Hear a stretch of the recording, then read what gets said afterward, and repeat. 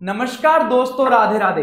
तो आज के लेक्चर में हम रिवाइज करने वाले हैं chapter payment of tax and TDS and return chapter. ये आपस में इंटर रिलेटेड है, तो इन चैप्टर्स को हम एक साथ एक ही लेक्चर में कंप्लीट करेंगे। बात करते हैं सबसे पहले payment of tax and TDS chapter की। अब अगर मैं बात करूं पेमेंट ऑफ टैक्स चैप्टर में हम क्या डिस्कस करने वाले हैं, तो देखिए आपकी लायबिलिटी आती है गवर्नमेंट के टूवर्ड्स, तो उस लायबिलिटी को पे करने के लिए कैसे पे करोगे, किस तरीके से पे करोगे, क्या मैकेनिज्म गवर्नमेंट ने बिठाया हुआ है, गवर्नमेंट को कैसे पता लगता है कि भाई इस बंदे ने कितना पे कर दिया, कितना बकाया है, ये सारी बातें अपन करने वाले हैं इस पेमेंट ऑफ टैक्स चैप्टर में। तो क्या मैकेनिज्म सेट किया है, देखिए गवर्नमेंट के पास हर टैक्स पेयर के 3 अकाउंट खुले हुए हैं। 3 अकाउंट खुले हुए हैं गवर्नमेंट के पास, जिन्हें हम बोलते हैं electronic cash ledger, electronic credit laser और इलेक्ट्रॉनिक लायबिलिटी लेजर। जब आप पोर्टल पे लॉगिन करोगे, जब आप पोर्टल पे अपना लॉगिन करोगे तो वहां पे आपको ये तीनों अकाउंट दिखाई देंगे। जब भी कोई रजिस्टर्ड पर्सन पोर्टल पे लॉगिन करेगा उन्हें ये 3 अकाउंट दिखाई देंगे। ये कौन से अकाउंट हैं? जो गवर्नमेंट की बुक्स में आपके अकाउंट है, electronic cash ledger, credit ledger और लायबिलिटी लेजर। अब ये किस किस के काम में आते हैं वो सारी बात करेंगे, एक एक लेजर को डिटेल में डिस्कस अपन करने वाले हैं। चलिए, जो आपका इलेक्ट्रॉनिक कैश लेजर होता है वो किस काम में आता है? इलेक्ट्रॉनिक कैश लेजर गवर्नमेंट के पास आपका वो अकाउंट है जिसमें पता लगता है कि आपने गवर्नमेंट को कितना पैसा जमा करवा के रखा है। जस्ट लाइक पेटीएम अकाउंट, आप पेटीएम के वॉलेट में कुछ पैसा ऐड करके रख लोगे तो वो पेटीएम के पास आपका पैसा पड़ा है, आप उसको कभी भी यूज कर सकते हो। ठीक उसी प्रकार गवर्नमेंट के पास आपका इलेक्ट्रॉनिक कैश लेजर होता है। आप जो भी पैसा डिपॉजिट करवाओगे वो उस इलेक्ट्रॉनिक कैश लेजर में डिपॉजिट करवाओगे और उसका यूज करके आप कोई भी लायबिलिटी को पे कर सकते हो। अब जो इलेक्ट्रॉनिक कैश लेजर है ना, कुछ हिस्सों में बटा होता है। जैसे आप देखो 4 प्रकार के टैक्स हैं, सीजीएसटी हो गया, एसजीएसटी हो गया और यूनियन टेरिटरी है तो यूटीजीएसटी हो गया, आईजीएसटी हो गया और कंपनसेशन सेस हो गया। तो ये 4 प्रकार के अकाउंट होते हैं इलेक्ट्रॉनिक कैश लेजर के अंदर ही, जिसे हम बोलते हैं मेजर हेड्स। अब हर मेजर हेड के अंदर अलग अलग प्रकार की लायबिलिटी आ सकती है। मान लीजिए सीजीएसटी में टैक्स भी लग सकता है, इंटरेस्ट भी लग सकता है, पेनल्टी भी लग सकती है, लेट फीस भी लग सकता है, अदर भी कोई लायबिलिटी हो सकती है। उसी प्रकार आईजीएसटी में भी हो सकता है, उसी प्रकार एसजीएसटी में भी हो सकता है। तो हर मेजर हेड के अंदर ये 5 प्रकार के माइनर हेड बनाए गए हैं, tax, interest, penalty, fees, others.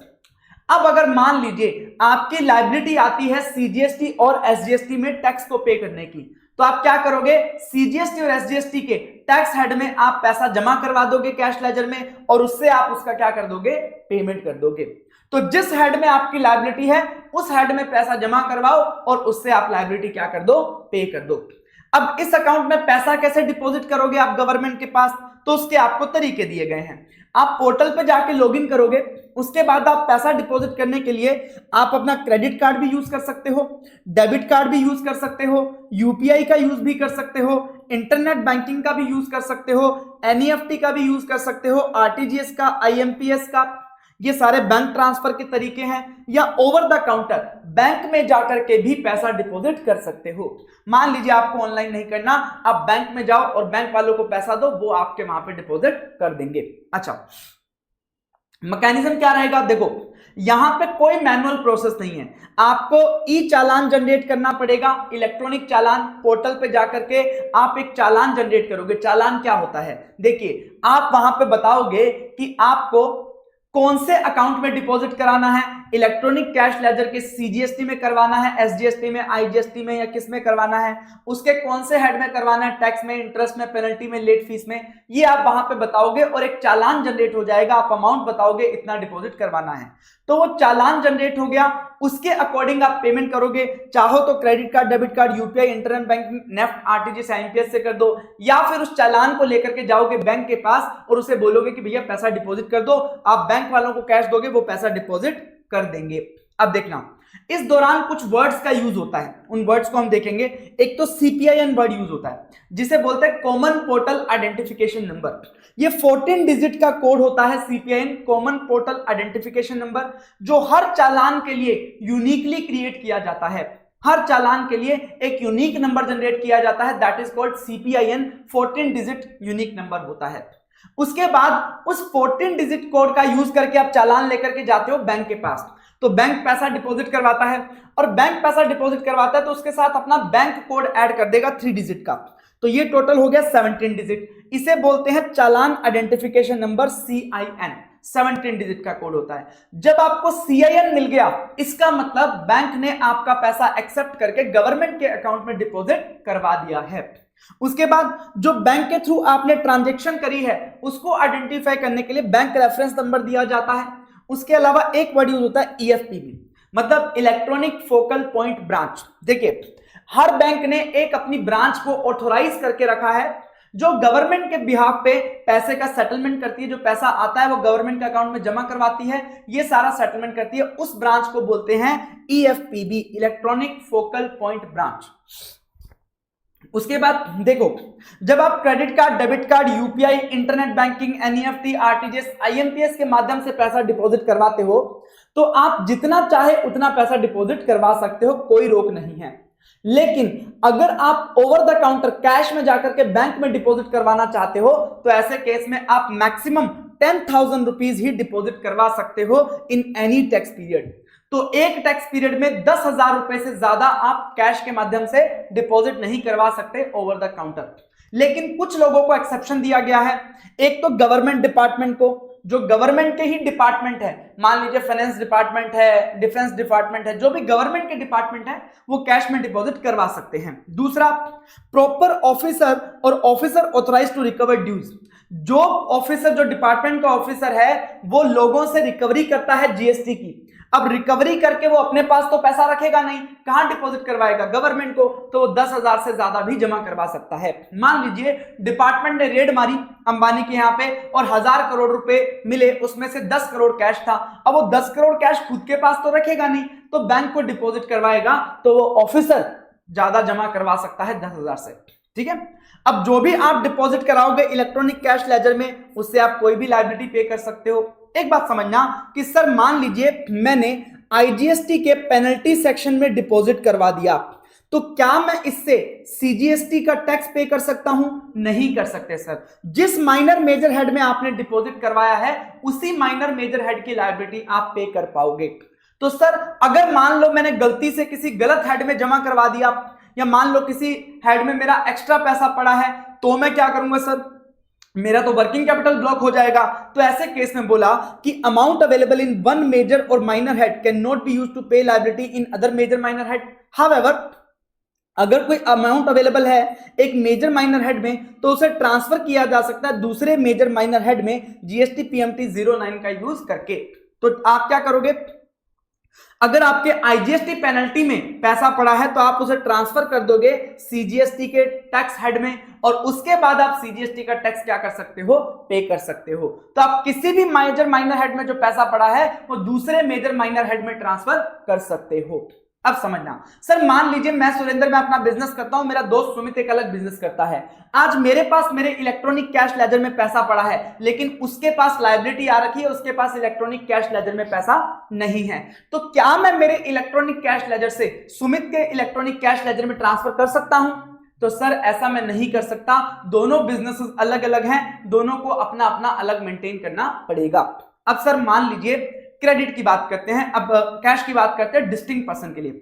मान लीजिए मेरा ही एक बिजनेस है राजस्थान में, एक पंजाब में, ठीक है, एक राजस्थान में एक पंजाब में, दोनों का GST नंबर अलग होगा, यस, तो दोनों के इलेक्ट्रॉनिक कैश लेजर भी अलग से मेंटेन होंगे, लेकिन दोनों मेरे ही हैं, एक ही पैन के ऊपर हैं।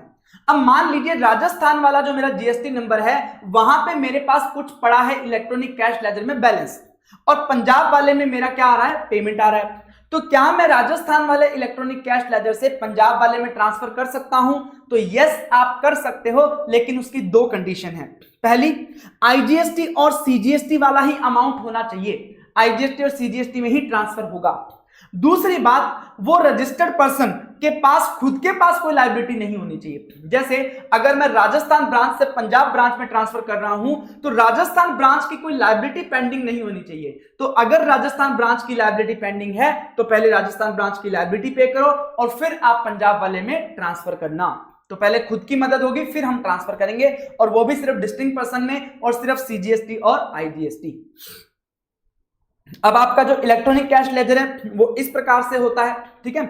अब इसको आप मान लीजिए इन दी बुक्स ऑफ गवर्नमेंट है, गवर्नमेंट की बुक्स में आपका खाता चल रहा है, ठीक है, इलेक्ट्रॉनिक कैश लेजर।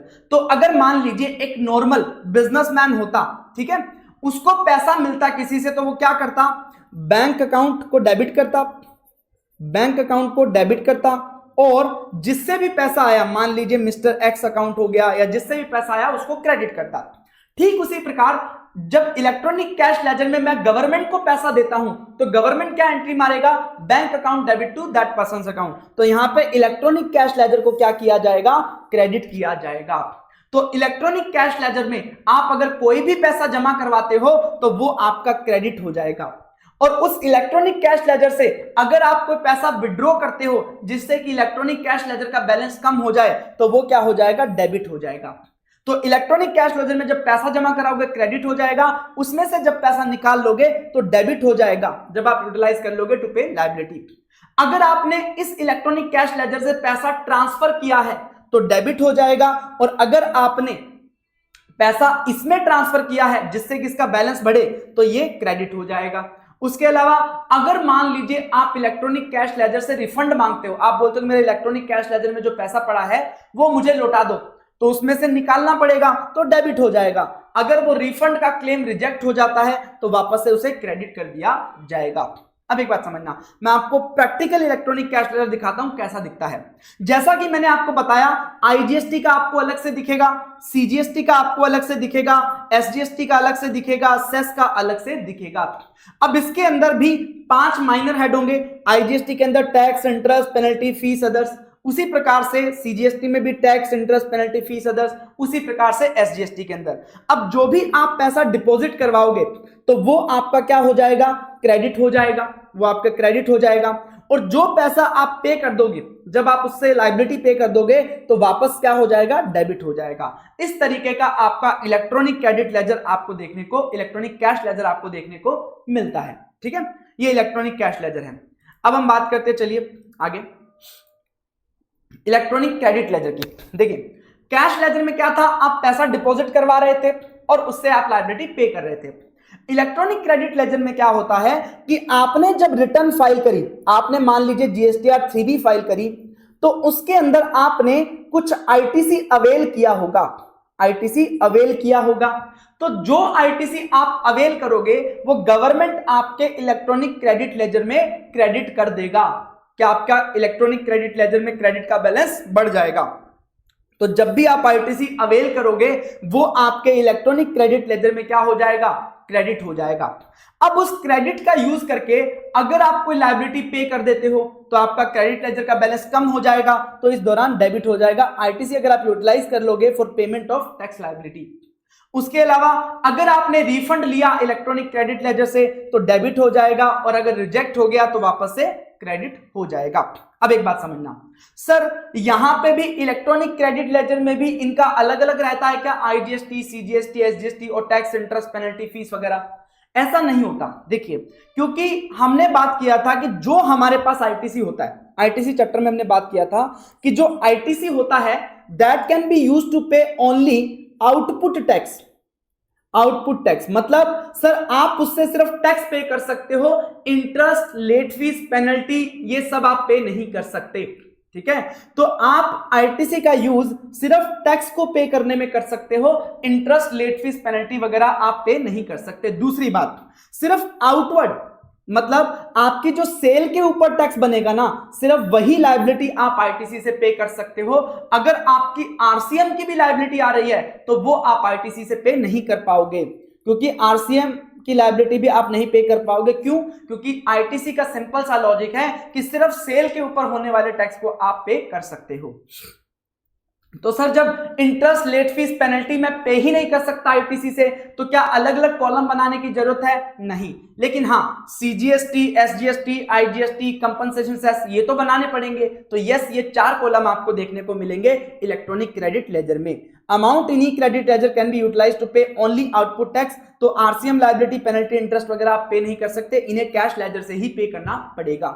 दूसरी बात, सर अब आपकी लायबिलिटीज 2 तरीके की हो सकती हैं। हो सकता है आपने खुद सेल्फ असेस करी हो कि सर मैंने 10 लाख रुपए का सेल किया है तो ये मेरी 1,80,000 की लायबिलिटी आती है, तो वो तो हो गई सेल्फ असेस टैक्स। आपने जीएसटीआर 3B में खुद से बोला कि सर मैंने 10 लाख रुपए का सेल किया, 1,80,000 का लायबिलिटी है।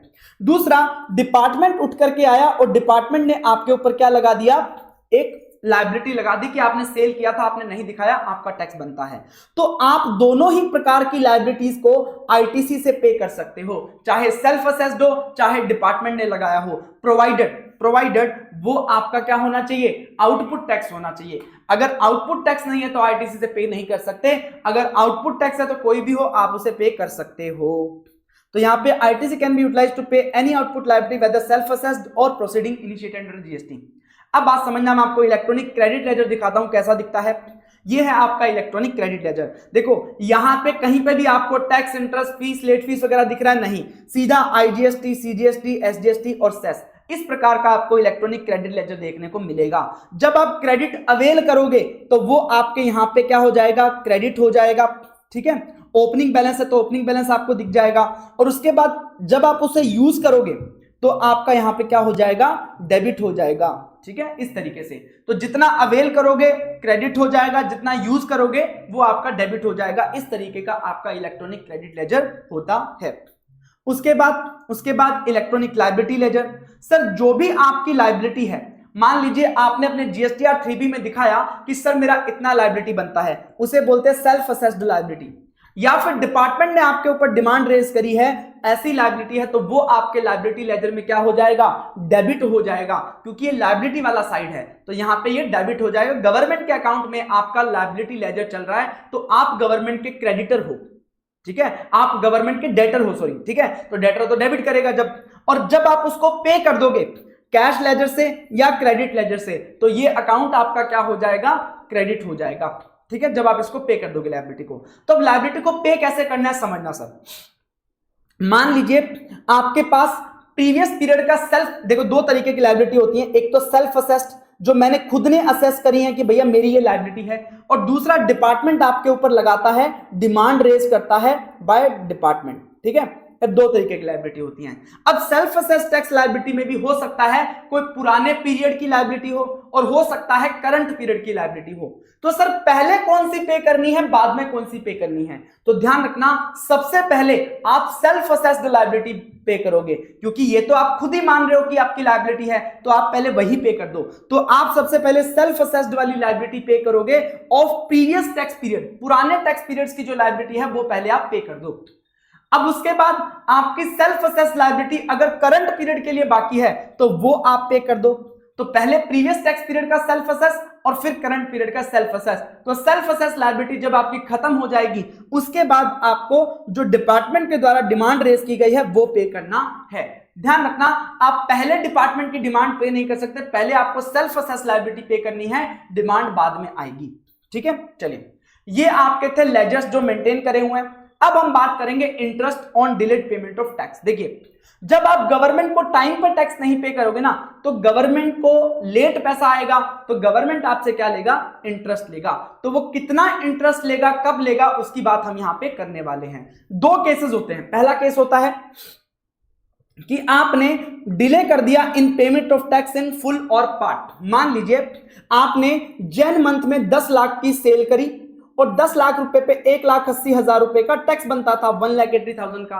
अब ये आपको पे करना था जैन के बाद 20th फेब तक आपको पे करना था, लेकिन आपने इसको पे नहीं किया अप्रैल तक, अप्रैल में जाके पे किया।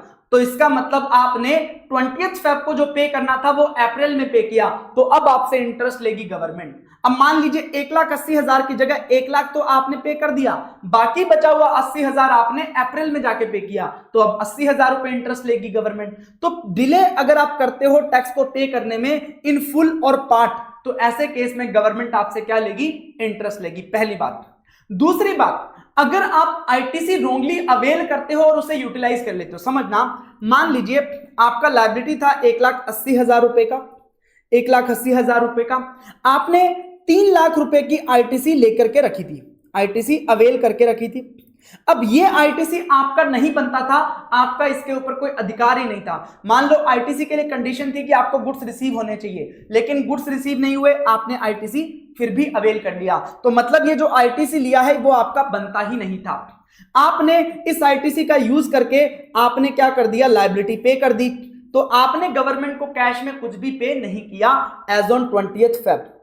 अब आपको अप्रैल में जाके पता चला कि भाई जो मैंने आईटीसी यूज किया था वो तो मेरा आईटीसी ही गलत था, वो मेरा बनता ही नहीं था। तो अब आपने अप्रैल में जाके ये पैसा क्या कर दिया, गवर्नमेंट को लौटा दिया।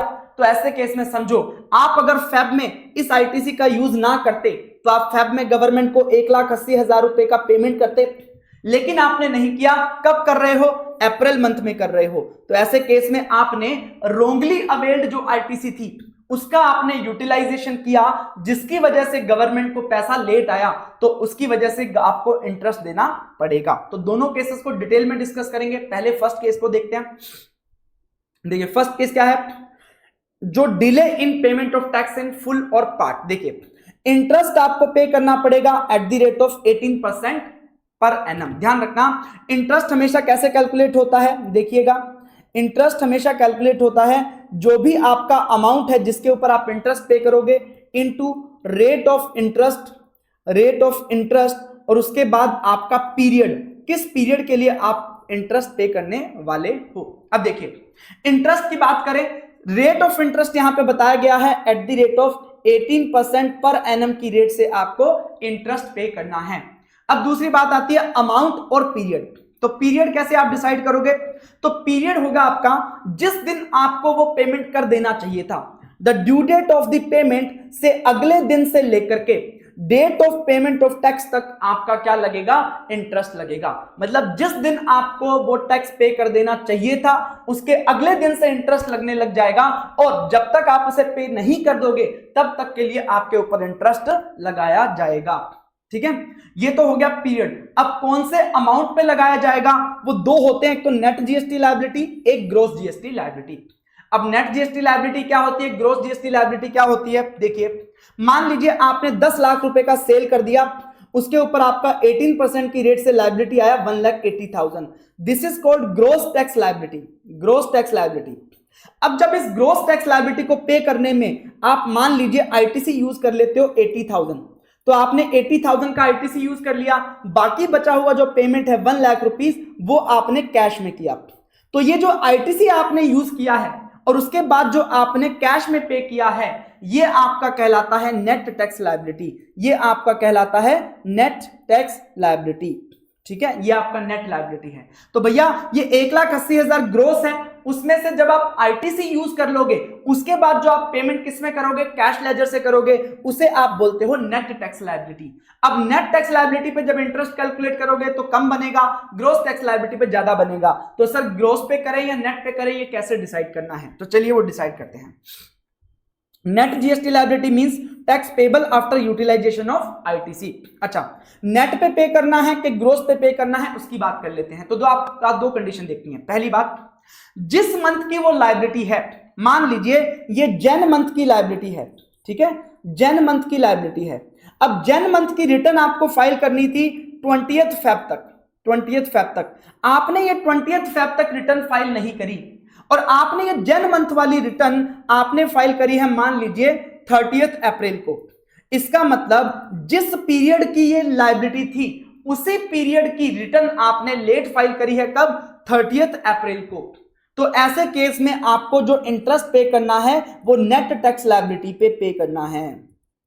क्योंकि आपने टैक्स क्यों नहीं पे किया, क्योंकि आप रिटर्न को फाइल करने में डिले कर दिया, ठीक है, इस वजह से। तो आप नेट टैक्स लायबिलिटी पे इंटरेस्ट पे करोगे। एंड डिपार्टमेंट ने आपके अगेंस्ट कोई एक्शन स्टार्ट नहीं किया है, प्रोसीडिंग स्टार्ट नहीं किया है। एक बार अगर डिपार्टमेंट ने प्रोसीडिंग स्टार्ट कर दी तो फिर ग्रोस पे करना पड़ेगा। तो इसका मतलब प्रोसीडिंग नॉट स्टार्टेड, डिपार्टमेंट ने प्रोसीडिंग स्टार्ट नहीं करी है, आपने खुद से ही रियलाइज किया कि भाई मैंने टैक्स पे नहीं किया और इंटरेस्ट पे कर दिया, तो ऐसे केस में आप नेट टैक्स लायबिलिटी पे इंटरेस्ट पे कर सकते हो। If both of the following conditions are fulfilled, interest shall be calculated on net tax liability. एक तो proceeding has not been initiated, department की प्रोसीडिंग अभी तक स्टार्ट नहीं हुई है, और दूसरा रिटर्न जो फाइल हुआ है वो बिलेटेडली हुआ है for the said tax period for which tax is due. तो जैन मंथ का जो टैक्स था, जिस पीरियड के लिए वो टैक्स ड्यू था, उसी पीरियड की रिटर्न लेट फाइल हुई है, तो ऐसे केस में नेट टैक्स लायबिलिटी पे इंटरेस्ट पे करोगे। सर ग्रोस पे कब पे करना है? जब इनमें से एक भी कंडीशन अगर फेल हो जाती है। अगर मान लीजिए डिपार्टमेंट ने आपके अगेंस्ट एक्शन स्टार्ट कर दिया, प्रोसीडिंग स्टार्ट कर दी, तो आपको ग्रोस टैक्स लायबिलिटी पे ही पे करना पड़ेगा। अगर मान लीजिए आपने जो इंटरेस्ट पे कर रहे हो, टैक्स पे कर रहे हो, वो किसी और मंथ की रिटर्न में पे किया है, मान लीजिए जैन मंथ की रिटर्न थी, आपने 20th फेब को ओके मतलब बढ़िया तरीके से फाइल कर दी, कोई दिक्कत नहीं है, लेकिन उसमें इस ट्रांजेक्शन को दिखाना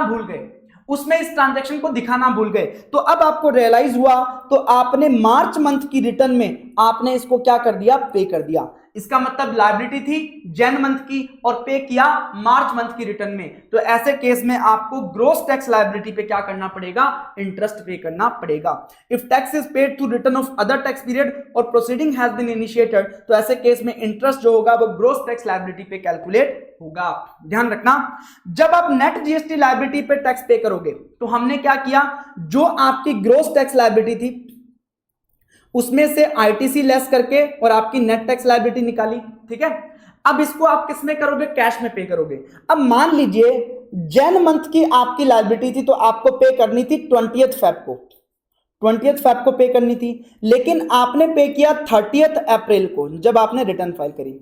इस पूरे पीरियड के दौरान आपके पास कैश लेजर में भी कुछ बैलेंस बकाया था, आपके कैश लेजर में भी मान लीजिए 20,000 रुपीज का अमाउंट पड़ा था फ्रॉम द ड्यू डेट से लेकर के जब आपने पेमेंट किया। इसका मतलब आपका पैसा गवर्नमेंट के पास ऑलरेडी पड़ा था, बस आपने एडजस्ट नहीं किया लायबिलिटी से। तो भैया ऐसे केस में अगर आप नेट टैक्स लायबिलिटी पे इंटरेस्ट पे करो, जब ग्रोस पे करना है तब तो ग्रोस पे करोगे, जब आप नेट पे कर रहे हो तो फिर जो कैश बैलेंस आपका ड्यू डेट से लेकर के और एक्चुअल डेट ऑफ पेमेंट तक अगर पड़ा था तो वो भी आप लेस करोगे, उसके बाद जो अमाउंट आएगा उसके ऊपर आप क्या करोगे, इंटरेस्ट पे करोगे। तो यहां पे 1 लाख में से 20,000 और लेस कर दूंगा, जो 80,000 होगा उसके ऊपर मेरा क्या आएगा, इंटरेस्ट आएगा। तो इस बात को समझने के लिए हम इसका एक क्वेश्चन करेंगे। In case of net GST liability, if amount was lying in the cash ledger from due date till the payment after due date, said amount is not considered for the calculation of interest. चलिए पहला question case 1 का, details of the tax liability for the month of Feb are as follows. Feb month का detail दिया हुआ है। Output पे liability मतलब sale पे लायबिलिटी 1,50,000, आरसीएम की liability 40,000, input tax credit balance पड़ा है 70,000, cash ledger balance of 20,000 is lying from the month of Feb two the April, calculate the interest payable if return for the Feb month is filed on 17th अप्रैल। तो यहां क्या हो रहा है भैया, Feb month की लायबिलिटी है, Feb की ही लायबिलिटी है और फेब की ही रिटर्न हमने 17th अप्रैल को फाइल करी है और उसमें हम लायबिलिटी पे कर रहे हैं।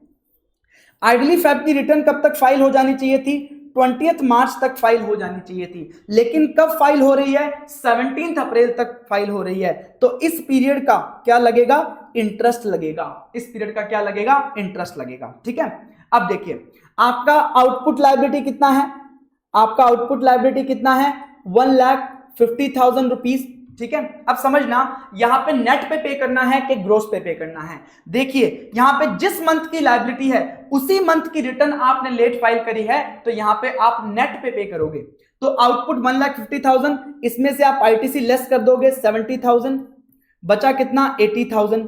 अब इसके अंदर आप आरसीएम की लायबिलिटी को ऐड कर दोगे, जो 40,000 की आरसीएम की लायबिलिटी है। उसके बाद जो आपका अमाउंट आएगा दैट इज 1,20,000 रुपीज। ये आपका क्या हो गया, नेट टैक्स लायबिलिटी हो गया, नेट टैक्स लायबिलिटी हो गया। तो इसका मतलब आपको इसके ऊपर इंटरेस्ट पे करना है। रुक जाओ, अभी आपका जो कैश बैलेंस है वो भी तो पड़ा था 20,000 फेब मंथ से लेकर के अप्रैल मंथ तक। इसका मतलब ड्यू डेट से लेकर के जब तक आपने पे किया आपका कैश बैलेंस भी पड़ा था। तो यहां पे मैं कैश बैलेंस को भी हटा दूंगा 20,000 को। ठीक है। तो बचा कितना 1 लाख रुपीस। तो इस 1 लाख रुपीस पे क्या लगेगा, इंटरेस्ट लगेगा। कैसे कैलकुलेट करोगे, अमाउंट हो गया आपका 1 लाख रुपीस, उसके ऊपर 18% की रेट से इंटरेस्ट, और अब आपको लेना है पीरियड। पीरियड कैसे लोगे, देखो आपको पे करना था 20 मार्च तक, तो 21 मार्च से आपका इंटरेस्ट लगना चालू हो जाएगा, और कब तक, 17 अप्रैल तक आपका इंटरेस्ट लगेगा। तो कितने दिन हो गए सर, 11 दिन हो गए मार्च के, प्लस 17 दिन हो गए अप्रैल के, टोटल हो गए 28 डेज। तो 28 डेज का आपको इंटरेस्ट लगेगा 28 डिवाइडेड बाय 365। तो ये आपका इंटरेस्ट यहां पे इस तरीके से कैलकुलेट हो जाएगा, 1 lakh into 18% divided by 28 divided by 365, ये आपका इंटरेस्ट आ जाएगा। अब आपसे पूछा है कि आप, चलो एक और सिनेरियो देता हूं, मान लीजिए सर आपका अगर आईटीसी यहां पे 2 लाख रुपए का होता तो क्या होता, तो सर पूरा आउटपुट टैक्स लायबिलिटी मैं आईटीसी का यूज करके पे कर देता, पर आरसीएम का लायबिलिटी तो फिर भी मुझे कैश में पे करना पड़ता, और उसमें से मैं कैश लेजर बैलेंस 20,000 हटा के 20,000 रुपीस पे मेरा इंटरेस्ट कैलकुलेट कर लेता। अच्छा सर दूसरा सिनेरियो आपको बोला है कि मान लीजिए calculate interest payable if return for the Feb month is filed on 20th March but fail to report the liability, and अब मार्च की मंथ में आपने पे किया है, तो मतलब फेब मंथ की जो आपने रिटर्न है वो टाइमली फाइल कर दी थी, लेकिन आपने ये रिपोर्ट करने से भूल गए इस ट्रांजेक्शन को, तो अब आप अप्रैल में पे कर रहे हो मार्च की रिटर्न में, तो मतलब फेब मंथ की लायबिलिटी मार्च की रिटर्न में पे कर रहे हो, तो ऐसे केस में ग्रोस टैक्स लायबिलिटी पे आपको इंटरेस्ट देना पड़ेगा। ग्रोस टैक्स लायबिलिटी आपकी 1,50,000 प्लस 40,000 का आरसीएम लायबिलिटी 1,90,000 रुपीस पे 18% के हिसाब से 28 डेज डिवाइडेड बाय 365, ये आपका इंटरेस्ट आ जाएगा। इस तरीके से इंटरेस्ट आ जाएगा, ठीक है। चलिए अब हम बात करते हैं केस 2 की, कि आपने रोंगली आईटीसी अवेल किया और उसका यूटिलाइजेशन कर लिया। अब समझना सर यहां पे क्या हो रहा है, आप आईटीसी रोंगली अवेल कर रहे हो, उससे हमें कोई दिक्कत नहीं है, लेकिन अवेल करने के बाद आप उसे यूटिलाइज कर ले रहे हो तो हमें दिक्कत है। तो इसका मतलब इंटरेस्ट कब से लगना चालू होगा, जब आप उसे यूटिलाइज कर लोगे।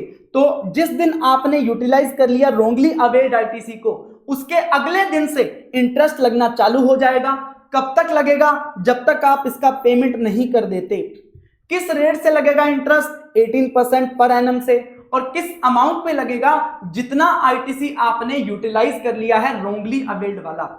आपने सिर्फ अवेल किया है तो कोई दिक्कत नहीं है, लेकिन अवेल करने के बाद आपने यूज भी कर लिया, यूटिलाइज भी कर लिया, तो उसके ऊपर आपका क्या लग जाएगा, इंटरेस्ट लग जाएगा, ठीक है। कैसे निकालेंगे दोनों चीजें, एक्सेस आईटीसी अवेल्ड और कब आपने उसको यूटिलाइज किया, कैसे निकालेंगे देखते हैं।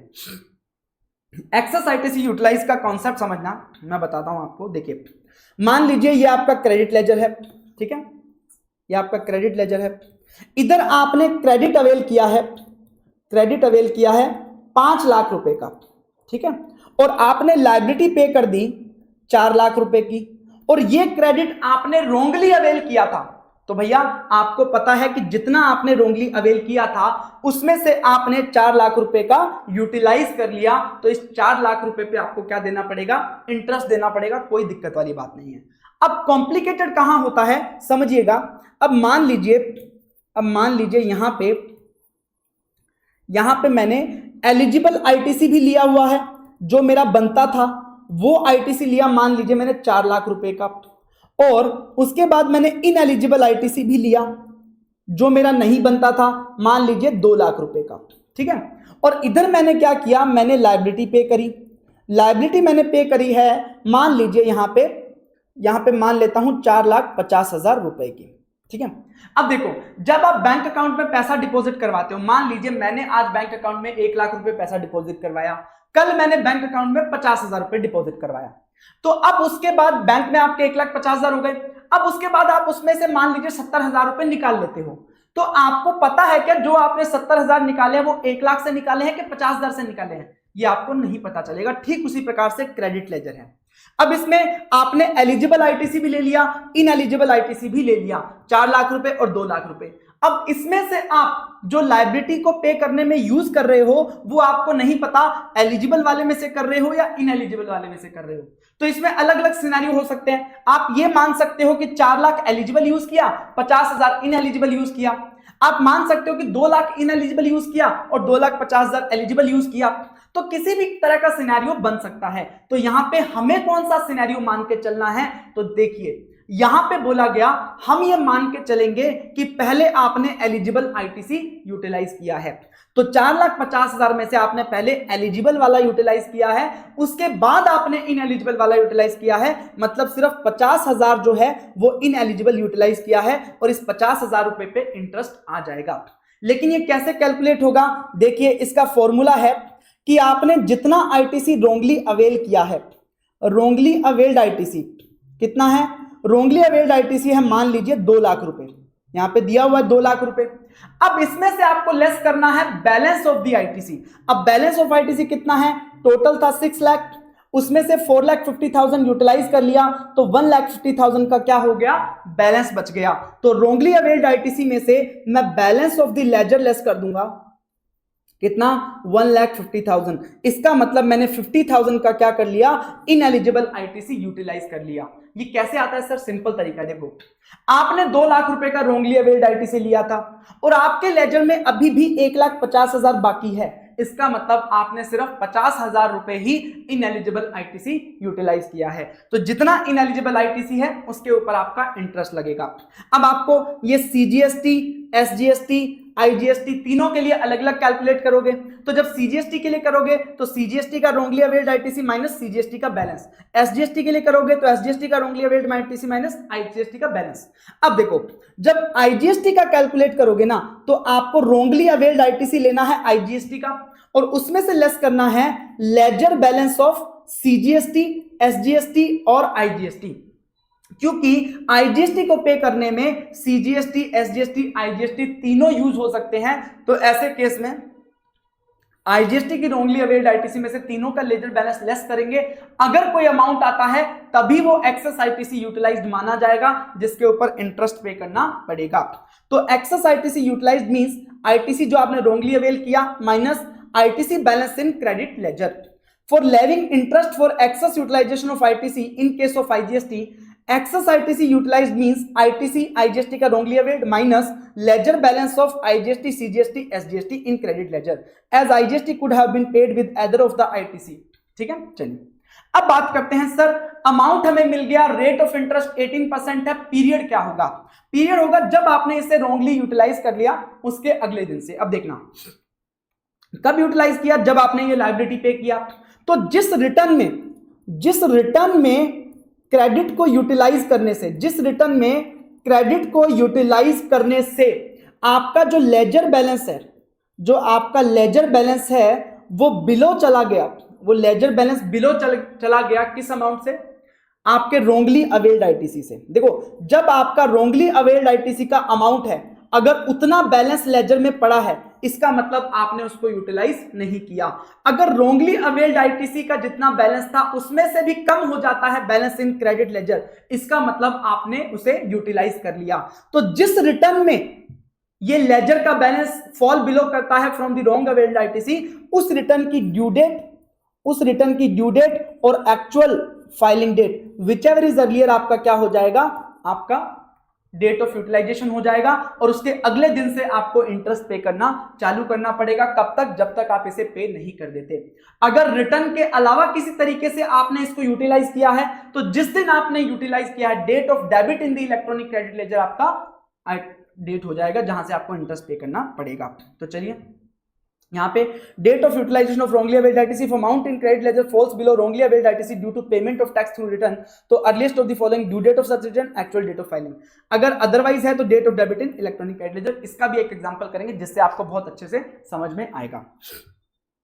Case 2, ITC has been availed of 15 lakh in the return of January filed in the month of Feb, out of which goods having input tax credit of 5 lakh not yet received। इसका मतलब 15 लाख रुपए की हमने ITC ली है जिसमें से 5 लाख रुपए की रोंगली अवेल्ड है और 10 लाख रुपए की राइटली अवेल्ड है, कोई दिक्कत वाली बात नहीं है। नाउ मार्च मंथ की रिटर्न जब आपने फाइल करी अप्रैल मंथ में तो आपने उस लायबिलिटी को पे किया यूजिंग क्रेडिट बैलेंस, देखो हमने अवेल कब कर लिया, जनवरी मंथ की रिटर्न में कोई दिक्कत नहीं है, हमें इंटरेस्ट पे नहीं करना। लेकिन हमने उसको यूटिलाइज किया कब? मार्च मंथ की रिटर्न में, जब हमने अप्रैल में फाइल करी, तो अब दिक्कत होगी, अब इंटरेस्ट पे करना पड़ेगा। And making cash payment in GST 3B on 17 अप्रैल। तो 17 अप्रैल को हमने रिटर्न फाइल करी है मार्च मंथ की, तब हमने इसको यूटिलाइज किया है। Later realize that ITC has been wrongly availed of 5 lakh. बाद में पता लगा कि भैया 5 लाख रुपए तो हमने गलत आईटीसी ले लिया था, और बाद में पे बैक कर दिया गया 20 जून को, और 20 जून को आपने वो वापस भी कर दिया। तो अब आपको इंटरेस्ट पेबल कैलकुलेट करना है। तो चलिए देखिए, मार्च मंथ की रिटर्न है, मार्च मंथ की रिटर्न है, जहां पे आपका सिचुएशन 1 की बात करते हैं कि आपकी टैक्स लायबिलिटी थी 18 लाख। आपने 18 लाख की लायबिलिटी को पे करने के लिए आपने अपना सारा का सारा क्रेडिट यूटिलाइज कर लिया। 15 लाख था, 15 लाख का 15 लाख यूज कर लिया, बाकी का बचा हुआ आपने कैश पेमेंट कर दिया। ठीक बात है। अब देखा जाए तो आपके पास जितना आईटीसी था सारा आपने यूटिलाइज कर लिया, क्रेडिट बैलेंस क्या हो गया? 0। इसका मतलब जो आपने 5 लाख रुपए पूरा लिया था, क्रेडिट रोंगली अवेल किया था, वो पूरा का पूरा आपने क्या कर लिया? यूटिलाइज कर लिया। तो उस 5 लाख रुपए पे आपको क्या देना पड़ेगा? इंटरेस्ट देना पड़ेगा। सिचुएशन 2 में चलते हैं। आपने 13 लाख रुपए का लायबिलिटी था, पूरा का पूरा आईटीसी से पे कर दिया। 15 लाख रुपए का आईटीसी था, इसलिए अब 15 लाख रुपए के आईटीसी में से आपने 13 लाख रुपए का आईटीसी यूटिलाइज कर लिया। तो अभी बैलेंस कितना बचा है? 2 लाख। इसका मतलब आपने जो 5 लाख रुपए का रोंगली अवेल्ड आईटीसी था, उसमें से 2 लाख का लेजर बैलेंस अभी भी पड़ा है। इसका मतलब आपने 3 लाख रुपए का आईटीसी जो रोंगली अवेल्ड था वो यूटिलाइज कर लिया। थर्ड सिनेरियो में 8 लाख की लायबिलिटी थी, 8 लाख आईटीसी से पे किया, अभी भी आपका आईटीसी बैलेंस 7 लाख रुपए पड़ा है। रोंगली अवेल कितना था? 5 लाख, और अभी भी आपका 7 लाख पड़ा है। इसका मतलब आपने कोई भी अमाउंट यूटिलाइज नहीं किया है सिचुएशन 3 में। तो सिचुएशन 3 में यूटिलाइज नहीं किया तो कोई इंटरेस्ट भी नहीं आएगा। अब 1 और 2 की बात करते हैं। 5 लाख रुपए और 3 लाख रुपए पर रेट ऑफ इंटरेस्ट 18%, और कितने पीरियड के लिए? देखिए कितने पीरियड के लिए? आप मार्च मंथ की रिटर्न में आपका जो लेजर बैलेंस है वो रोंगली अवेल्ड आईटीसी से लेस चला गया। तो मार्च मंथ की रिटर्न की ड्यू डेट इज 20 अप्रैल, और आपने फाइल कब किया? 17 अप्रैल। तो विच एवर इज अर्लियर, 17 अप्रैल। तो उसके बाद अगले दिन से 18 अप्रैल से लेकर के 20 जून तक के लिए आपके ऊपर क्या लगेगा? इंटरेस्ट लगेगा। तो 13 दिन हो गए अप्रैल के, उसके बाद 31 दिन हो गए मई के, और 20 दिन हो गए जून के। ये टोटल 64 डेज का आपके ऊपर इंटरेस्ट लगेगा। ये 64 डेज का आपके ऊपर इंटरेस्ट लगेगा। ठीक है, ये बात है। अब ये हो गया आपका पेमेंट ऑफ टैक्स चैप्टर। अब हम बात करते हैं टीडीएस की। टीडीएस कैसे काम करता है समझना। वैसे इनकम टैक्स एक्ट में भी आता है, लेकिन मैं आपको उस तरीके से समझाऊंगा कि आपने मान लीजिए इनकम टैक्स में पढ़ा ही नहीं है। चलिए, टीडीएस का सबसे पहले मैकेनिज्म समझते हैं। जब नॉर्मल ट्रांजैक्शन जीएसटी में होती है तो क्या होता है? सप्लायर सेल करता है, मान लीजिए 1 लाख रुपए का सेल किया, उसके ऊपर 18% की रेट से जीएसटी आया, 1,18,000 रुपीज का सेल किया रेसिपिएंट को। रेसिपिएंट इसके बदले में क्या करेगा? 1,18,000 रुपए का पेमेंट कर देगा। ये एक नॉर्मल सिनेरियो है, और सप्लायर 18,000 रुपए का जीएसटी गवर्नमेंट को डिपॉजिट करवा देगा। ये हमने अभी तक पढ़ा है।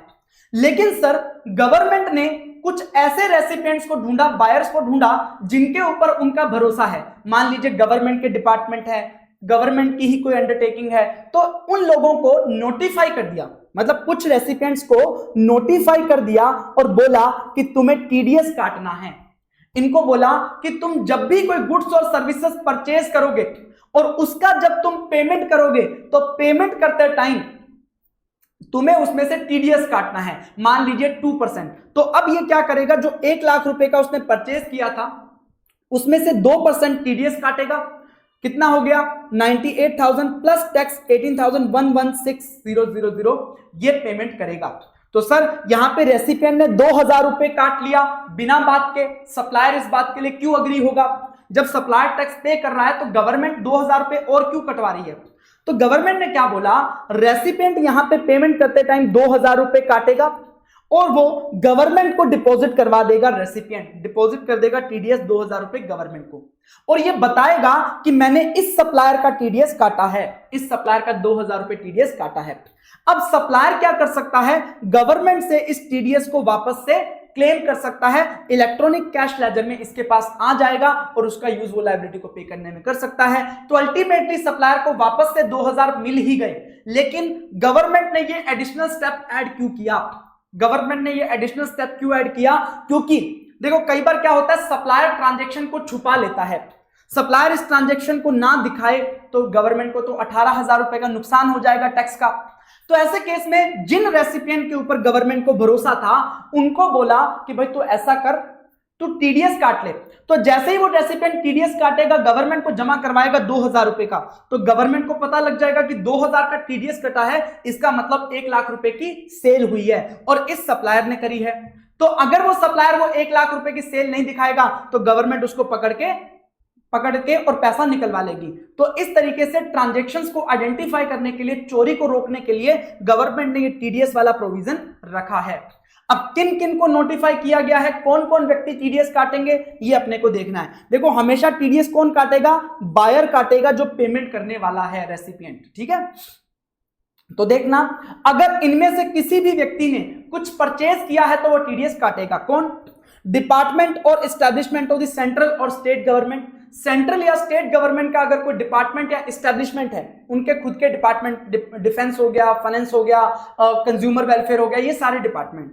Local authority, government agencies, public sector undertaking मतलब ओएनजीसी, एचपीसीएल, आईओसीएल जो गवर्नमेंट की ही अंडरटेकिंग्स है। सोसाइटी एस्टैब्लिश्ड बाय सेंट्रल और स्टेट गवर्नमेंट, और अथॉरिटी और बोर्ड और एनी अदर बॉडी जो सेटअप की गई है बाय एक्ट ऑफ पार्लियामेंट और स्टेट लेजिस्लेचर। लोकसभा, राज्यसभा, विधानसभा में एक्ट पास करके ये सेटअप किया गया है या एस्टैब्लिश किया गवर्नमेंट ने, जिसमें 51% और मोर पार्टिसिपेशन किसका है? गवर्नमेंट का है। तो ये सारे तो गवर्नमेंट के ही लोग हैं जिनको टीडीएस काटना है जब भी वो कोई चीज खरीदेंगे।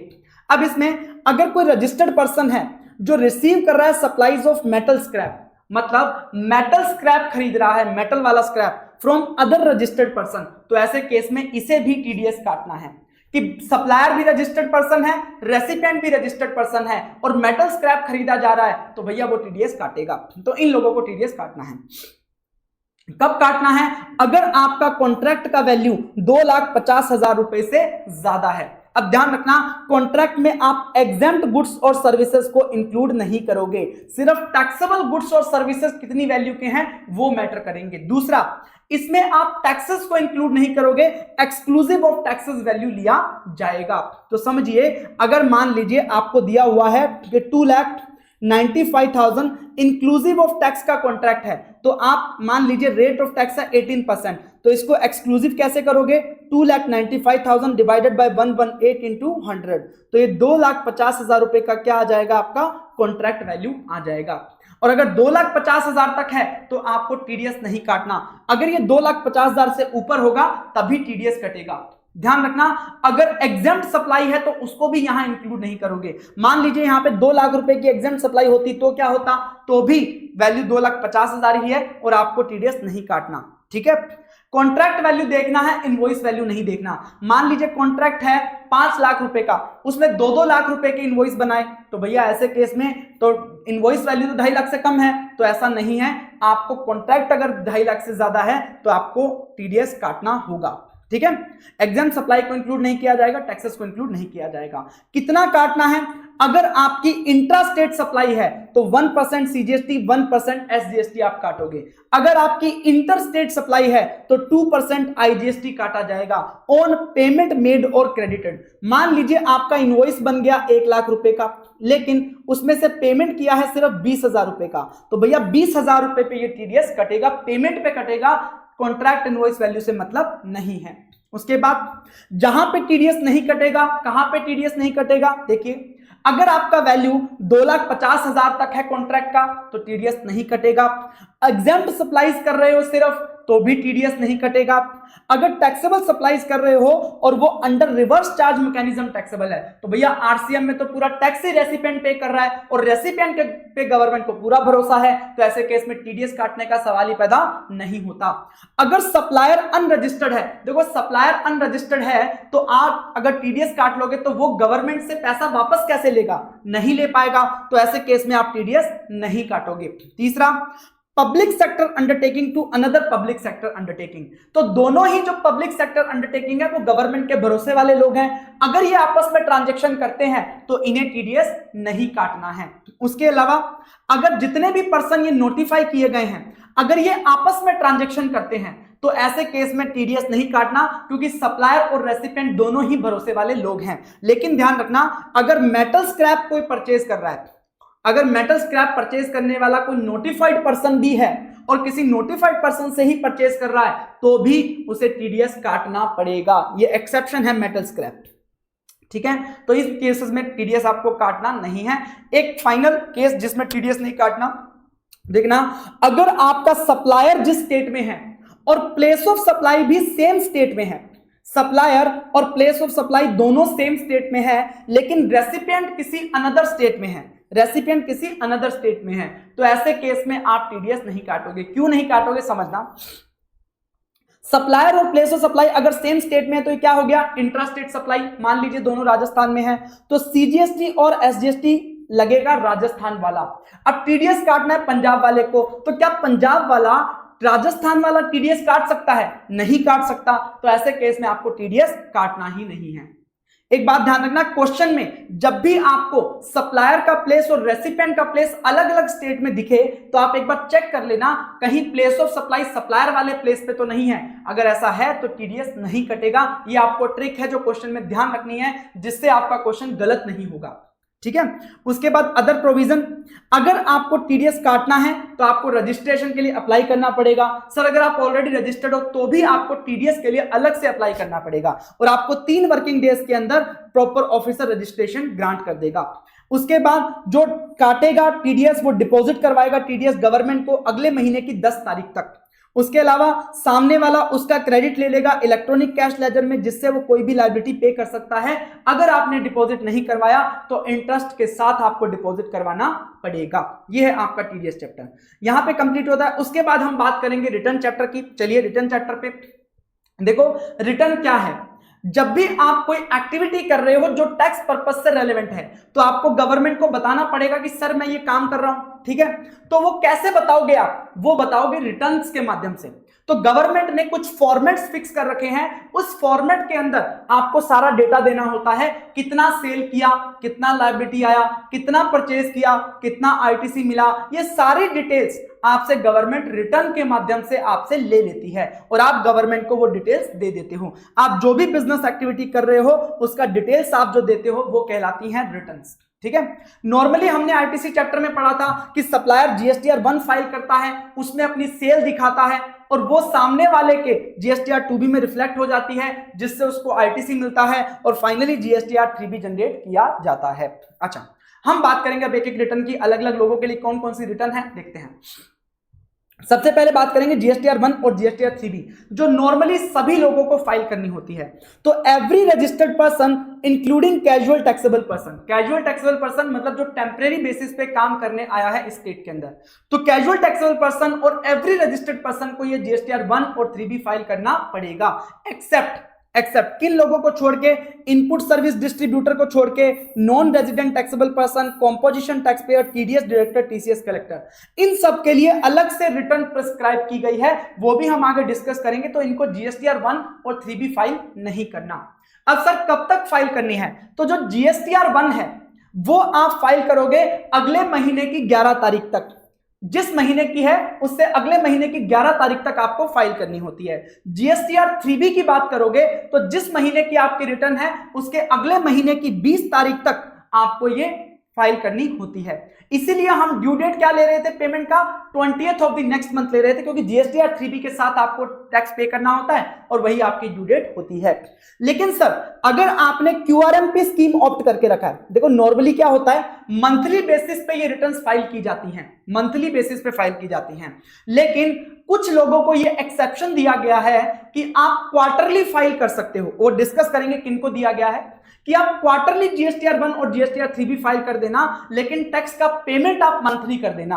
तो ऐसे लोग क्वार्टरली रिटर्न फाइल करेंगे, और क्वार्टरली अगर वो फाइल करें तो कब तक फाइल करना है? तो जीएसटीआर 1 आपको क्वार्टर एंड होने के बाद जो महीना आएगा उसकी 13th तक आपको फाइल करना है, और जीएसटीआर 3B क्वार्टर खत्म होने के बाद जो मंथ आएगा उसकी 22nd और 24th तक आपको फाइल करना है। ये अलग अलग स्टेट के लिए 22nd और 24th दिया गया है, जो आपको याद नहीं करना।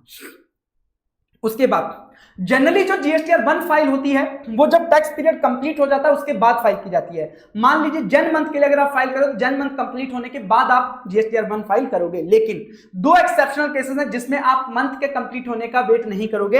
अगर आपका कैजुअल टैक्सेबल पर्सन है, उसने अपना बिजनेस बंद कर दिया क्योंकि वो तो वैसे भी टेम्पररी बिजनेस करने आया था, और या फिर किसी नॉर्मल टैक्स पेयर का रजिस्ट्रेशन कैंसिल हो गया, तो ऐसे केस में उसे वेट करने की जरूरत नहीं है टैक्स पीरियड के एंड होने का, वो इमीडिएटली जीएसटीआर 1 फाइल कर सकता है। अब देखना, अगर आप अपने जीएसटीआर 1 में जितनी लायबिलिटी दिखाते हो उससे ज्यादा, उससे कम आपने जीएसटीआर 3B में दिखाया है, इसका मतलब आपने चोरी की है। आपके जीएसटीआर 2B में जितना आईटीसी था उससे ज्यादा आईटीसी आपने जीएसटीआर 3B में लिया है, तो ऐसे केस में मतलब आपने चोरी की है। तो ऐसे केस में डिपार्टमेंट आपको एक इंटीमेशन भेजेगा। जब आपने जीएसटीआर 1 से ज्यादा लायबिलिटी, कम लायबिलिटी दिखाई होगी तो 88C में आएगा, और अगर आपने ज्यादा आईटीसी दिखाई होगी तो ऐसे में 88D रूल में आपको इंटीमेशन आएगा, और वो बोलेगा कि आप ऐसा करो, या तो ये जो डिफरेंशियल अमाउंट है वो आप पे कर दो, जो डिफरेंस अमाउंट है वो आप पे कर दो, या आप इन रीजन को एक्सप्लेन कर दो विद इन 7 डेज।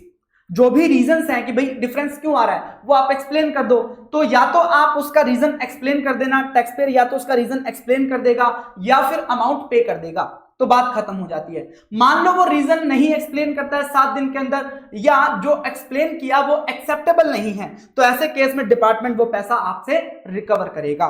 उसके बाद सर कुछ ऐसे केसेस होते हैं जहां पे आपको जीएसटीआर 1 फाइल करने नहीं दिया जाता। ऐसे कौन से केसेस होते हैं? तो देखना, अगर आपने पिछले टैक्स पीरियड की जीएसटीआर 3B फाइल नहीं करी तो आप जीएसटीआर 1 फाइल नहीं कर पाओगे। कैसे सर? मान लीजिए आपने जून मंथ की जीएसटीआर 3B फाइल नहीं करी तो जुलाई मंथ की आप जीएसटीआर 1 फाइल नहीं कर सकते, क्योंकि भाई आप पहले पुराना तो निपटाओ, और नए पे आ गए आप तो पहले पुराना निपटाना पड़ेगा, फिर आप नया फाइल कर पाओगे। जब आप रजिस्ट्रेशन करवाते हो तो आपको बैंक अकाउंट का डिटेल देना होता है, अगर आपने वो डिटेल नहीं दी है तो भी आप जीएसटीआर 1 फाइल नहीं कर पाओगे। उसके बाद अगर आपको 88C रूल में इंटीमेशन आया है या 88D रूल में इंटीमेशन आया है और आपने 7 दिन के अंदर रिप्लाई नहीं किया या आपने उसके अगेंस्ट पेमेंट भी नहीं किया, तो ऐसे केस में भी आपको जीएसटीआर 1 फाइल करने नहीं दिया जाएगा। अब आप जीएसटीआर 1 में सर क्या सारे इनवॉइसेस अलग अलग दिखाने पड़ते हैं, हर इनवॉइस का इंफॉर्मेशन अलग अलग देना पड़ता है? ऐसा नहीं है।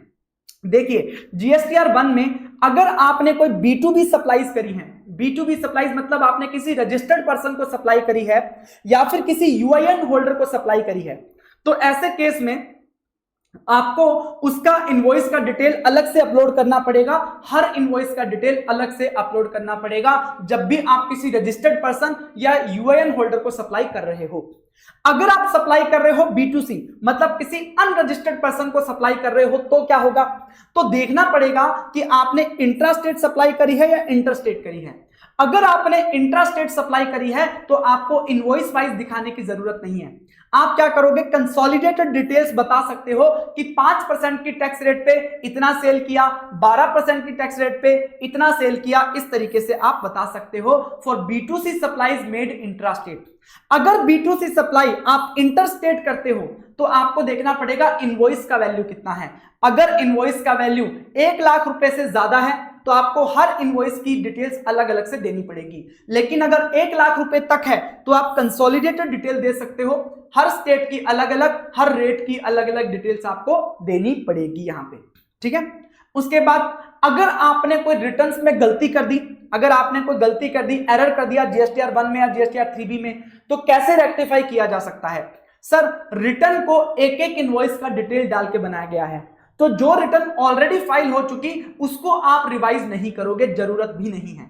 आप क्या करोगे, वो रिटर्न जो फाइल होनी थी वो तो हो गई, अब आगे आने वाली जो रिटर्न है उसके अंदर आप क्या कर सकते हो, उसका रेक्टिफिकेशन कर सकते हो थ्रू अमेंडमेंट टेबल्स। जो रिटर्न्स होती है उसके अंदर अमेंडमेंट वाला टेबल भी दिया होता है जहां पे आप अमेंडमेंट्स कर सकते हो, लेकिन मैक्सिमम कब तक कर सकते हो? तो भैया जिस फाइनेंशियल ईयर की आपकी गलती है उस फाइनेंशियल ईयर के एंड होने के बाद जो 30 नवंबर आ रहा है या फिर actual date of filing of the annual return, whichever is earlier तक आपको क्या करना है, रेक्टिफाई करना है, रेक्टिफाई करना है। उसके बाद फिर आप रेक्टिफिकेशन नहीं कर पाओगे। अब दूसरा एक और तरीका बोला गया कि मान लीजिए आपने जीएसटीआर 1 फाइल कर दिया, मान लीजिए फाइल कर दिया 11th को, ठीक है। अभी तक आपने जीएसटीआर 3B फाइल नहीं करी और आपको याद आया कि यार ये तो मैं दिखाना ही भूल गया या ये मेरे से गलती हो गई, तो जब तक आप जीएसटीआर 3B फाइल नहीं कर देते उस मंथ की, तो आप तब तक एक और रिटर्न फाइल कर सकते हो जीएसटीआर 1A, जिसमें आपसे कोई अगर गलती रह गई है जीएसटीआर 1 में तो उसको आप करेक्ट कर सकते हो। टैक्सपेयर में अमेंड और furnish additional detail in GSTR 1A after furnishing the GSTR 1 but before filing GSTR 3B for such period for any amendment of the details furnished in GSTR 1 or IFF facility. Such details shall reflect in GSTR 2B of the recipient in next period.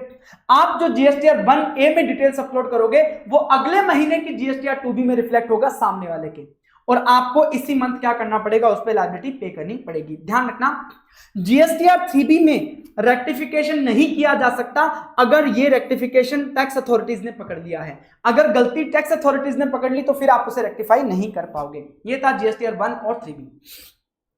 उसके बाद GSTR 2A 2B की बात करते हैं। तो जो भी सामने वाला सप्लायर सेल की डिटेल डाल रहा है वो मेरे परचेज में आ जाएगी, जीएसटीआर 2A में आ जाएगी। जीएसटीआर 2A में रिफ्लेक्ट होता रहेगा। ये सिस्टम जनरेटेड स्टेटमेंट है, रियल टाइम बेसिस पे अपडेट होता है। जैसे जैसे सप्लायर डिटेल डालता जाता है यहां पे मेरे 2A में रिफ्लेक्ट होता जाता है। जीएसटीआर 2B क्या है सर, जो भी जीएसटीआर 2A में डिटेल्स आई हैं, कब तक, जो जीएसटीआर 1 फाइल करने की जो ड्यू डेट है, मान लीजिए 11th और 13 जो भी ड्यू डेट है, तब तक जो भी डिटेल्स डाली हैं सप्लायर ने वो मेरे जीएसटीआर 2B में आ जाएंगी। वहां पे वो जीएसटीआर 2B जनरेट हो जाएगा उस दिन को जिस दिन जीएसटीआर 1 में फाइल करने की लास्ट डेट है, उस दिन जीएसटीआर जो 2B है वो जनरेट हो जाएगा और उसके अंदर वो सारी डिटेल्स रहेंगी। तो यहां पे डिफरेंस क्या है 2A 2B में, देखो जीएसटीआर 2A तो क्या है, रियल टाइम बेसिस पे अपडेट होता रहता है कि अगर मान लो 14 तारीख को भी किसी ने डिटेल डाली तो वो भी अपडेट हो जाएगा। लेकिन जीएसटीआर 2B आपका अपडेट हो जाएगा, अपडेट नहीं होगा, जनरेट हो जाएगा कब, जिस दिन आपका लास्ट डेट था फाइलिंग ऑफ जीएसटीआर 1 और उसी को ही फाइनल माना जाएगा। ये ऑल द टाइम अवेलेबल होता है, ये आपको जीएसटीआर 1 का डेट ओवर होने के बाद होता है। जीएसटीआर 2A में बाइफिकेशन नहीं होता, सिर्फ आपके ट्रांजैक्शन दिखते हैं। जीएसटीआर 2B में उन ट्रांजैक्शन को बाइफिकेट कर दिया जाता है एलिजिबल और इनएलिजिबल ट्रांजैक्शन के अंदर, ठीक है। उसके बाद कॉम्पोजिशन सप्लायर, मैंने बताया था जो चीजों को जीएसटीआर 1 3B नहीं फाइल करना उनके लिए स्पेशल रिटर्न्स है। तो कॉम्पोजिशन सप्लायर के लिए रिटर्न कौन सी है, देखिए रिटर्न फाइल करनी है एनुअल बेसिस पे जीएसटीआर 4। कब तक, साल खत्म होने के बाद जो 30th जून आ रहा है वहां तक आपको जीएसटीआर 4 फाइल करना है। लेकिन उस कॉम्पोजिशन सप्लायर को टैक्स क्वार्टरली पे करना पड़ेगा, तो क्वार्टरली उसे सीएमपी 08 एक स्टेटमेंट फाइल करना पड़ेगा। क्वार्टर एंड होने के बाद अगले महीने की 18 तारीख तक उसे वो स्टेटमेंट फाइल करना पड़ेगा जिसके अंदर उसे वो टैक्स पे करना पड़ेगा, ठीक है। उसके बाद नॉन रेजिडेंट टैक्सेबल पर्सन है, उसे मंथली रिटर्न फाइल करनी है जीएसटीआर 5 में। कब तक फाइल करनी है, जिस मंथ की रिटर्न है उसके अगले महीने की 13 तारीख, और अगर उसकी वैलिडिटी खत्म हो गई तो वैलिडिटी से 7 दिन अर्लियर ऑफ द फॉलोइंग। मान लीजिए जून मंथ की रिटर्न है, ठीक है, और जून मंथ की रिटर्न है और 20th जून को उसका क्या है, वैलिडिटी खत्म हो गया, तो नॉर्मली 13th जुलाई और 20 जून को अगर वैलिडिटी खत्म हो गया तो 7 दिन जोड़े 27 डेज, 27 जून, तो 27 जून इज अर्लियर, तो वहां तक आपको रिटर्न फाइल करनी है। टीडीएस डिडक्टर और टीसीएस कलेक्टर, टीडीएस डिडक्टर को जीएसटीआर 7 फाइल करना है, टीसीएस कलेक्टर को जीएसटीआर 8 फाइल करना है मंथली बेसिस पे 10th of the next month तक, अगले महीने की 10 तारीख तक फाइल करना है। उसके बाद एनुअल रिटर्न भी फाइल करनी होती है। देखो एवरी रजिस्टर्ड पर्सन जिसका एग्रीगेट टर्नओवर 2 करोड़ से एक्सीड कर रहा है तो उसे जीएसटीआर 9 फाइल करना पड़ेगा। और कौन फाइल नहीं करेगा, CTP, NRTP, ISD, TDS deductor, TCS collector, composition वाला, इनको जीएसटीआर 9 फाइल नहीं करना। तो मतलब जिनको जीएसटीआर 1 3B फाइल नहीं करना उसको जीएसटीआर 9 भी फाइल नहीं करना। सीटीपी जो है उसको तो फाइल करना नहीं है यहाँ पे जीएसटीआर 9 पर, जीएसटीआर 1 3B उसे फाइल करना था, ठीक है। तो यहाँ पे एनुअल बेसिस पे फाइल होगा, और जिसका टर्नओवर 5 करोड़ से एक्सीड कर रहा है तो उसे जीएसटीआर 9C भी फाइल करना पड़ेगा एनुअल बेसिस पे 31 December of the next financial year. मतलब अगर फाइनेंशियल ईयर 24-25 है तो भैया ऐसे केस में 31 दिसंबर 2025 तक आपको ये फाइल करना है। जो हम हर बार बात कर रहे थे ना एनुअल रिटर्न की ड्यू डेट, एनुअल रिटर्न की ड्यू डेट, तो ये है एनुअल रिटर्न की ड्यू डेट। अगर ध्यान रखना 9C क्या होता है, 9 तो होती है आपकी एनुअल रिटर्न, पूरे साल का ब्यौरा जीएसटी में। अब 9C क्या करता है, जीएसटी के अकॉर्डिंग जो आपकी डिटेल्स है उनको रिकंसाइल करता है आपके ऑडिटेड फाइनेंशियल स्टेटमेंट से। तो ऑडिटेड फाइनेंशियल स्टेटमेंट और जीएसटी वाले में थोड़ा डिफरेंस होगा, उसको रिकंसाइल किया जाता है जीएसटीआर 9C में। और आपके अगर books of accounts is subjected to audit by controller and audit general, तो आपको 990 फाइल नहीं करना है। उसके बाद यूआईएन होल्डर जो होगा वो जीएसटीआर 11 फाइल करेगा, उसमें इनवर्ट सप्लाईज का डिटेल वो देगा। अब उसके बाद ध्यान रखना, अगर मान लीजिए आप जीएसटीआर 1 फाइल करने के लिए लायबल हो, जीएसटीआर 3B फाइल करने के लिए लायबल हो, सीएमपी 08 फाइल करने के लिए लायबल हो, या जीएसटीआर 7, तो या आप तो या रेगुलर टैक्स पेयर हो, या कॉम्पोजिशन वाले हो, या टीडीएस डिडक्टर हो, तो भले आपने उस महीने में कोई भी एक्टिविटी ना किया हो, आपने कोई सेल परचेज नहीं किया, ना टीडीएस काटा, ना आपने कोई कुछ और किया, ऐसे केस में भी आपको GSTR 1, 3B, CMP 08, GSTR 7 as applicable आपको फाइल करना पड़ेगा। This is the mandatory one, चाहे आप कोई एक्टिविटी ना करो, भले आपको नील फाइल करना पड़े, उसे बोलते हैं नील जीएसटीआर 1, नील जीएसटीआर 3B, नील सीएमपी 08, नील जीएसटीआर 7, ये आपको फाइल करना पड़ेगा। और क्योंकि ये खाली है, इसके अंदर डिटेल नहीं है, तो आप चाहे तो पोर्टल पे जाके फाइल कर सकते हो, चाहे तो एसएमएस के माध्यम से भी आप फाइल कर सकते हो कि भैया खाली भर दिया। उसके बाद अगर मान लीजिए जीएसटीआर 1, जीएसटीआर 3B, जीएसटीआर 8 और एनुअल रिटर्न आप फाइल नहीं करते हो टाइम पे, तो आप मैक्सिमम 3 साल तक फाइल कर सकते हो, ड्यू डेट से लेकर के 3 साल तक आप मैक्सिमम फाइल कर सकते हो। अब कुछ स्पेशल रिटर्न्स हैं, आपने मान लीजिए लायबल फॉर रजिस्ट्रेशन हो गए और आपने 30 डेज के अंदर अप्लाई कर दिया, उसके बाद आपको रजिस्ट्रेशन सर्टिफिकेट ग्रांट हुआ, लेकिन जो रजिस्ट्रेशन सर्टिफिकेट ग्रांट हुआ वो रिट्रोस्पेक्टिव इफेक्ट से हुआ जब आप लायबल टू रजिस्टर थे। तो जब आप लायबल टू रजिस्टर थे, वहां से लेकर के जब आपको रजिस्ट्रेशन सर्टिफिकेट ग्रांट हुआ, उस पीरियड के दौरान आपने जो भी सप्लाईज करी हैं वो आप किस में दिखाओगे, अपनी फर्स्ट रिटर्न में दिखाओगे। और कब तक फाइल करनी होगी, जब आपको रजिस्ट्रेशन सर्टिफिकेट मिला उसके 1 मंथ के अंदर अंदर आपको फाइल करना होगा। It's just like a revised जो टैक्स इनवॉइस हमने पढ़ा था, उसी प्रकार का ये कॉन्सेप्ट है। उसके बाद आती है जीएसटीआर 10 फाइनल रिटर्न। ये क्या होती है सर, अगर मान लीजिए आपने धंधा बंद कर दिया, आपका रजिस्ट्रेशन कैंसिल हो गया, तो कैंसिल होने के बाद आपको 3 महीने के अंदर अंदर आपको ये फाइनल रिटर्न फाइल करनी है। कहां से 3 महीने, डेट ऑफ कैंसिलेशन और date of order of cancellation, कब ऑर्डर पास हुआ और किस डेट से आपका कैंसिल हो रहा है, विचएवर इज जो लेटर है, वहां से आपको 3 महीने के अंदर अंदर ये फाइनल रिटर्न फाइल करनी है। उसके बाद आपका QRMP scheme, quarterly return, monthly payment scheme, ये जो मैं ऊपर बता रहा था कि अभी डिस्कस करेंगे। इसमें क्या होता है, नॉर्मली हर टैक्स पेयर क्या कर रहा था, हर मंथ में अलग अलग रिटर्न फाइल कर रहा था, तो हर मंथ उसको फाइल करता था, तो साल में 12 जीएसटीआर 1 और 12 जीएसटीआर 3B फाइल करनी पड़ती थी। इतनी रिटर्नें फाइल करनी पड़ती थी, तो गवर्नमेंट के पास गए, तो गवर्नमेंट ने इनको रिलैक्सेशन दिया कि आप ऐसा करो, आप मंथली की बजाय क्वार्टरली रिटर्न फाइल कर दो, क्वार्टरली रिटर्न फाइल कर दो। तो अब 4 जीएसटीआर 1 फाइल करनी है, 4 जीएसटीआर 3B फाइल करनी है, लेकिन आपको टैक्स हर मंथ पे करना पड़ेगा। रिटर्न आप क्वार्टरली फाइल कर दो, लेकिन टैक्स आपको हर मंथ पे करना पड़ेगा। ये किन लोगों के लिए स्कीम है, ऐसा रजिस्टर्ड पर्सन जिसका एग्रीगेट टर्नओवर 5 करोड़ तक है इन प्रीसीडिंग फाइनेंशियल ईयर। अगर आपका पिछले साल में टर्नओवर 5 करोड़ तक है तो आप क्यूआरएमपी स्कीम को ऑप्ट कर सकते हो।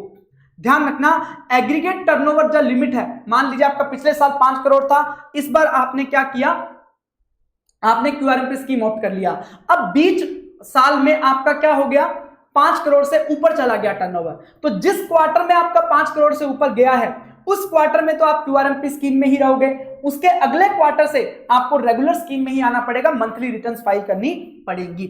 मान लीजिए अगस्त मंथ में आपका 5 करोड़ से एक्सीड कर गया तो सितंबर तक तो क्यूआरएमपी स्कीम में रहोगे, लेकिन अक्टूबर से आपको रेगुलर स्कीम में आना पड़ेगा। अब ये स्कीम जो है ना वॉलंटरी है, तो इसको आपको पहले ऑप्ट करना पड़ेगा, तभी आप ले पाओगे, वरना नहीं ले पाओगे। और तीसरी बात, अगर आप क्यूआरएमपी स्कीम को ऑप्ट करना चाहते हो तो उससे पहले आपको आपकी जितनी भी पुरानी रिटर्न्स हैं वो टाइमली आपको फाइल करनी पड़ेंगी, तभी आपको क्यूआरएमपी स्कीम दिया जाएगा। अब देखो क्यूआरएमपी स्कीम में एक सबसे बड़ी दिक्कत पता क्या थी, अब मान लीजिए सप्लायर ने जुलाई मंथ में आपको कुछ सेल किया, ठीक है, जुलाई मंथ में आपको कुछ सेल किया, ठीक है, तो आप नॉर्मल अगर वो रिटर्न फाइल करता तो जुलाई की रिटर्न वो अगस्त में फाइल कर देता और आपके इधर जीएसटीआर 2B में रिफ्लेक्ट हो जाता अगस्त मंथ में और आप इसका आईटीसी ले लेते। अब क्योंकि ये जुलाई से लेकर के सितंबर तक जो सेल किया है उसका रिटर्न कब फाइल करेगा, अक्टूबर में, तो आपके जीएसटीआर 2B में कब आएगा, अक्टूबर में, तो इसका मतलब आपको तो बिना बात के 3 महीने बाद आईटीसी मिलेगा, तो ये तो गलत बात है ना। तो ऐसे केस में बोला गया कि भैया जो सितंबर मंथ है उसके लिए तो वैसे भी आप अक्टूबर में ही फाइल करने वाले थे, अब भी अक्टूबर में फाइल कर रहे हो, कोई दिक्कत नहीं है, लेकिन जुलाई और अगस्त मंथ मतलब हर क्वार्टर का जो पहला और दूसरा महीना है उस दौरान आपने जो भी सप्लाईज करी है वो आप जीएसटीआर 1 तो क्वार्टर पूरा होने के बाद फाइल करोगे। अभी आप उन सप्लाईज को इनवॉइस फर्निशिंग फैसिलिटी में दिखा दो। इनवॉइस फर्निशिंग फैसिलिटी भी जीएसटीआर 1 की तरह होगी। जैसे ही इन सप्लाईज को आईएफएफ फैसिलिटी में दिखाया जाएगा, सामने वाले के जीएसटीआर 2B में वो डेटा आ जाएगा और सामने वाला इसका आईटीसी ले सकेगा। और ये कब तक फाइल करना होता है, जुलाई महीने के लिए अगले महीने की 13 तारीख, ठीक है। तो यहां पे in case of QRMP scheme as the returns were being filed quarterly so recipient were facing problem in taking ITC. तो ऐसे केस में supplier has been provided with the option to submit monthly invoice for first and second month of the quarter, but maximum कब तक, 50 लाख रुपए per month तक ही आप file कर सकते हो। मतलब 50 लाख रुपए तक के इनवॉइस आप आईएफएफ फैसिलिटी में दिखा सकते हो। कब तक दिखाना है, अगले महीने की 13 तारीख तक, ठीक है। बाकी इनवॉइसेस अगर ज्यादा हैं तो आप जीएसटीआर 1 में दिखा देना। उसके बाद आपको मंथली टैक्स पे करना है, तो कब तक पे करना है, तो जो पहला और दूसरा महीना है क्वार्टर का, तो वो उनको अगले महीने की 25 तारीख तक डिपॉजिट करवाना है टैक्स। और अगर लास्ट मंथ है क्वार्टर का, तो ऐसे केस में लास्ट मंथ के लिए तो वैसे भी आप रिटर्न फाइल करने वाले हो, तो जब आप रिटर्न फाइल करोगे तब तक आप इसे पे कर सकते हो रिटर्न के साथ। अच्छा, उसके बाद कितना अमाउंट पे करना है टैक्स का, तो देखिए अब आप रिटर्न फाइल करोगे क्वार्टर कंप्लीट होने के बाद, तो आपको पहले और दूसरे महीने में कैसे पता चलेगा कि आपको कितना टैक्स पे करना है, क्योंकि आपको पता ही नहीं होगा। तो आपके लिए एक बढ़िया तरीका बताया कि आप फिक्स सम मेथड चूज कर लो। फिक्स सम मेथड में डिपार्टमेंट खुद बताएगा कि आपको कितना अमाउंट भरना है। यहां पे ऑटो पॉपुलेटेड चालान जनरेट हो जाएंगे, डिपार्टमेंट खुद बता देगा। पर डिपार्टमेंट किस बेसिस पे बताएगा कि कितना अमाउंट पे करना है, तो देखना, अगर आपने अपनी लास्ट रिटर्न क्वार्टरली फाइल किया था, तो उस क्वार्टरली रिटर्न के अंदर आपने पूरे क्वार्टर का टैक्स पे किया होगा, ठीक है, पूरे क्वार्टर का टैक्स पे किया होगा, कैश के अंदर पे किया होगा, ठीक है। तो जितना आपने पूरे क्वार्टर का कैश में पे किया है उसका 35% आप क्या करो, हर महीने पे कर दो ये आपका टोटल में, ठीक है। तो आपने मान लीजिए जुलाई से सितंबर के लिए मान लीजिए आपने ऑप्ट करी है, और अप्रैल टू जून क्वार्टर में आपने क्वार्टरली रिटर्न फाइल करी थी, तो अप्रैल टू जून में मान लीजिए आपने 1 लाख रुपए का टैक्स पे किया था कैश में। तो आप ऐसा करना, जुलाई में 35,000 पे कर देना, अगस्त में 35,000 पे कर देना, फिर सितंबर में तो आप रिटर्न फाइनल करके पता लग ही जाएगा कि कितना टैक्स पे करना है, डिफरेंशियल आप पे कर देना। अब अगर मान लीजिए आपने जो लास्ट रिटर्न फाइल करी थी वो मंथली फाइल करी थी, मान लीजिए अप्रैल से जून क्वार्टर के लिए आपने ऑप्ट किया, जो मार्च मंथ की रिटर्न है वो आपने मंथली फाइल किया था, तो आपने उसमें जो टैक्स पे किया होगा वो पूरे मंथ के लिए पे किया होगा। मान लीजिए आपने 40,000 का टैक्स पे किया था मार्च मंथ में, तो उतना ही आप अप्रैल में पे कर देना, उतना ही आप मई में पे कर देना। 100% of the tax paid in cash in return of the last month of preceding quarter, अगर आप मंथली फाइल किए हो लास्ट। अब एक बात को ध्यान रखना, मान लीजिए आपको 35,000 पे करना था फर्स्ट मंथ में, लेकिन आपके कैश और क्रेडिट लेजर में ऑलरेडी 35,000 या उससे ज्यादा का बैलेंस पड़ा है, तो आपको पे करने की जरूरत नहीं है। अब मान लीजिए 35,000 और पे करना था सेकंड मंथ के लिए, तो टोटल हो गया 70,000। और अगर आपके सेकंड मंथ के एंड पे अगर आपका कैश और क्रेडिट लेजर का बैलेंस 70,000 या उससे ज्यादा पड़ा है, तो भैया आपको पे करने की जरूरत नहीं है। तो पहले मंथ में अगर पहले मंथ की लायबिलिटी जितना कैश और क्रेडिट लेजर में बैलेंस पड़ा है तो पे मत करो, और लायबिलिटी ऑफ फर्स्ट और सेकंड मंथ में अगर आपका पड़ा है, ठीक है, और वो कैश एंड क्रेडिट लेजर में उससे ज्यादा पड़ा है, तो फिर आपको करने की जरूरत नहीं है पे। ध्यान रखना। अब मान लीजिए सर जब रिटर्न फाइल करी तो पता चला कि भाई जो अप्रैल मंथ था उसका हमने 35,000 पे किया, लेकिन पे करना था 50,000। तो भैया ये अमाउंट तो आपको डिपार्टमेंट ने बताया था ना, आपकी तो कोई गलती नहीं है। तो ऐसे केस में आपसे उस चीज के लिए कोई भी इंटरेस्ट नहीं लिया जाएगा। हाँ, अगर आप रिटर्न ही लेट फाइल करोगे फिर तो आपको इंटरेस्ट पे करना पड़ेगा ही। दूसरा होता है सेल्फ असेसमेंट मेथड। अगर मान लो कोई बोले कि नहीं मैं तो अपना खुद डिसाइड करूंगा, तो ऐसे केस में वो सेल्फ असेसमेंट मेथड से जा सकता है। वो खुद असेस कर सकता है कि उसने इस महीने कितना सेल किया, कितना परचेज किया, उसके बेसिस पे अपना टैक्स कैलकुलेशन करके पैसा पे कर सकता है। लेकिन ऐसे केस में अगर उसने कम टैक्स पे कर दिया जितना पे करना था, तो उसे इंटरेस्ट भी पे करना पड़ेगा। ठीक है, कुछ और बातें क्यूआरएमपी स्कीम को लेकर के कि QRMP scheme on pan level नहीं होती। देखो आप एग्रीगेट टर्नओवर तो पूरे इंडिया में देखोगे उस बंदे का, लेकिन आप चाहो तो एक जगह पे क्यूआरएमपी स्कीम ले लो और दूसरी जगह पे ना लो। ठीक है, आपके ऊपर कोई कंपल्शन नहीं है, जहां से जिस जीएसटी नंबर से लेना चाहते हो वहां से ले लो, दूसरे पे नहीं लोगे तो भी चलेगा। अगर आपके मल्टीपल प्लेस ऑफ बिजनेस है, आप किसी भी प्लेस पे क्यूआरएमपी ले सकते हो, किसी पे ना लो कोई फर्क नहीं पड़ता, प्रोवाइडेड आपका एग्रीगेट टर्नओवर 5 करोड़ से ज्यादा नहीं होना चाहिए। दूसरा, आप क्यूआरएमपी स्कीम को ऑप्ट कब कर सकते हो? मान लीजिए आपको अगर जुलाई से सितंबर क्वार्टर के लिए क्यूआरएमपी स्कीम ऑप्ट करना है, तो कब तक करोगे? पिछला क्वार्टर, पिछले क्वार्टर का जो सेकंड मंथ है, पिछला क्वार्टर क्या था? अप्रैल टू जून। ठीक है, इसमें सेकंड कौन सा था? मई।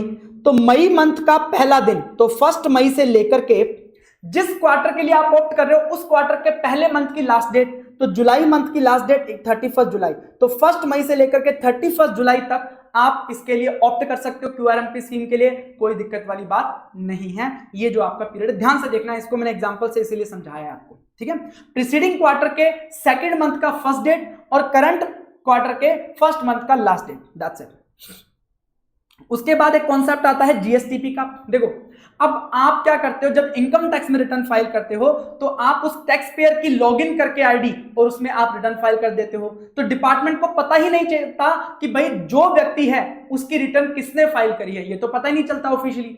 तो ऐसे केस में जीएसटी के केस में भी अब जो बंदा बिजनेस कर रहा है वो किसी और से रिटर्न फाइल करवाएगा, तो होना चाहिए, पता होना चाहिए कि किसने उसकी रिटर्न फाइल करी है, कल को रिटर्न में गलती हो तो उसको पकड़ा तो जा सके।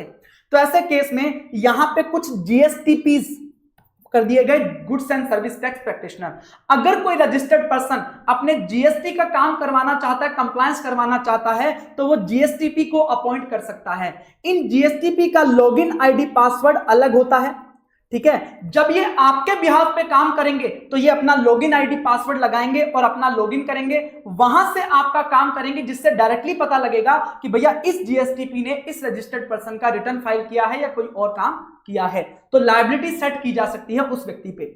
तो इसलिए यहां पे जीएसटी का कॉन्सेप्ट लाया गया। अब जीएसटीपी कौन बन सकता है? देखिए, पहली बात इंडियन सिटीजन होना चाहिए, साउंड माइंड होना चाहिए, पागल नहीं होना चाहिए, नॉट एडजुडिकेटेड एज इंस्टॉलमेंट, अगर वो दिवालिया है तो वो नहीं हो सकता, कन्विक्टेड बाय कोर्ट नहीं होना चाहिए। चारों कंडीशन तो आपको पूरी करनी ही पड़ेंगी।